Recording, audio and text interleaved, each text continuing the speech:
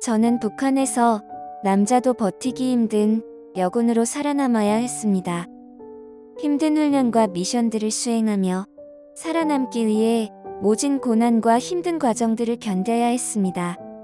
어느 날은 어두운 밤에 40kg이나 되는 배낭을 메고 산에 올라가는 미션을 받았는데 정상을 찍고 와서 다시 막사로 돌아오는 시간은 2시간밖에 주어지지 않았습니다.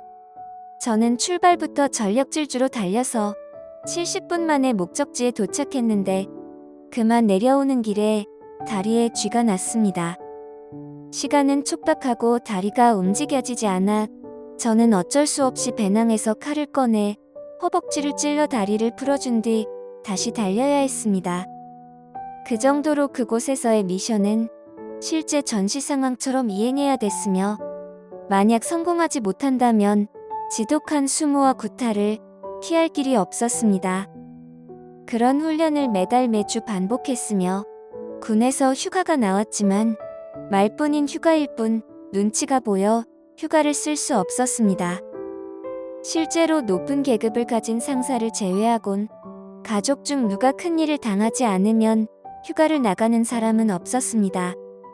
그렇게 저는 3년 가까이 가족을 보지 못했으며 제 부하 중에는 6년이나 고향에 가보지 못한 이도 있었습니다. 저는 수년간 그러한 상황 속에서 혹독한 훈련을 견디며 조금씩 군에서 인정받기 시작했습니다. 그리고 저보다 계급이 높은 군인을 만나 결혼을 하고 아이도 가지게 되었습니다.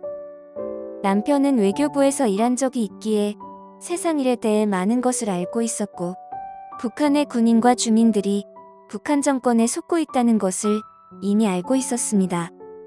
남편은 김정일을 떠받들지 않았고 북한 사람들이 철저히 속고 있다는 것을 알려야 한다고 말했습니다. 저는 북한에서 이미 남들보다 넉넉하게 살고 있었기에 처음엔 남편의 말에 큰 거부감을 보였지만 불행하게 살아가는 북한 주민들과 처참한 군 생활을 하게 될 후임들과 그리고 무엇보다도 좁은 땅에 갇혀서 큰 세상을 보지 못할 사랑하는 딸을 생각했을 때 남편의 말을 그저 무시만 할 수는 없었습니다. 남편과 저는 오랜 상의 끝에 결국 탈북을 하기로 결심했습니다. 남한에 있는 신앙인과 인연이 닿아 그가 우리의 탈북을 돕기로 했습니다. 하지만 1살밖에 안 된 아이를 데려가는 것은 사실상 불가능한 일이었습니다.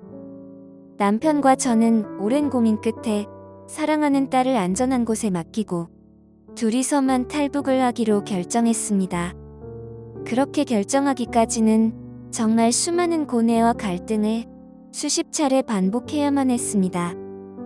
하지만 우리의 아이를 위해서도 그리고 불쌍한 북한 주민들을 위해서도 탈북은 어쩔 수 없는 선택이었습니다. 그렇게 남편과 저는 둘이서만 남한으로 오게 되었고 우리의 탈북을 도왔던 그 신앙인의 도움으로 무사히 이곳에 정착했습니다. 그리고 그 신앙인의 인도로 우리는 신앙생활을 시작했는데 교회의 많은 성도들은 우리를 가족처럼 도와주었습니다. 저는 성도들의 사랑에 저절로 복음이 받아들여졌고 가슴속에 예수님을 품었습니다.